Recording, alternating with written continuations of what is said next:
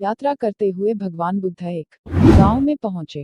वहां उनका प्रवचन सुनने लोगों की भीड़ लग गई। लोग ध्यानपूर्वक उनका वचन सुन रहे थे। भगवान बुद्ध उन्हें सहनशीलता और क्षमाशीलता का उपदेश दे रहे थे।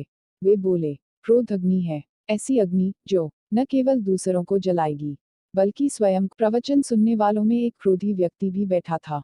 भगवान बुद्ध के वचन सुनकर उसका क्रोध बढ़ने लगा। वह उठ खड़ा हुआ और कर्कश स्वर में बोला, इतना पाखंडी भिक्षुक मैंने आज तक नहीं देखा। अपने स्वार्थ सिद्धि के लिए तुम गांव में भ्रामक बातें फैला रहे, तुम्हें शर्म नहीं आती। भगवान बुद्ध ने उसके कटु वचन सुने किंतु कोई प्रतिक्रिया नहीं दी। वे उतने ही शांतचित्त दिखाई दे रहे थे जितने पहले थे।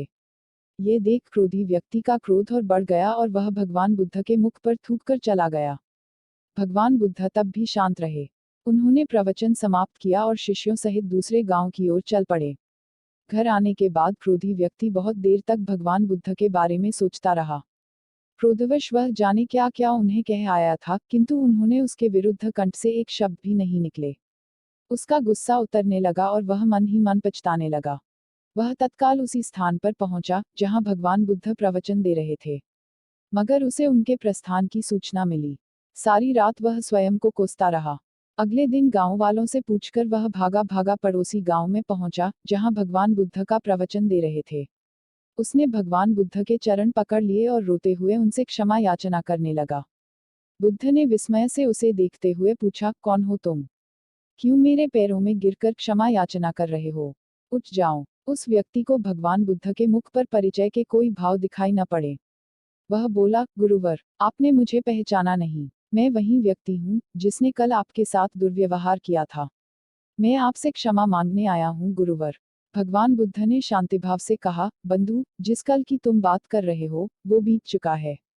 मैं उस कल की सारी घटनाएं और बातें छोड़कर आगे बढ़ चुका हूँ। अब मैं वर्तमान में हूँ। तुम क्यों उस कल में ठहरे हुए हो? तुमने कल जो किया उसका पश्चाताप कर चुके हो। तुम्हारा हृदय शुद्ध हो चुका है। अब उन बातों को वहीं छोड़कर वर्तमान में आ जाओ और अच्छे कर्म करते हुए अपना वर्तमान सुधारो। क्यों बीती हुई बातें स्मरण करके अपना वर्तमान नष्ट करते हो?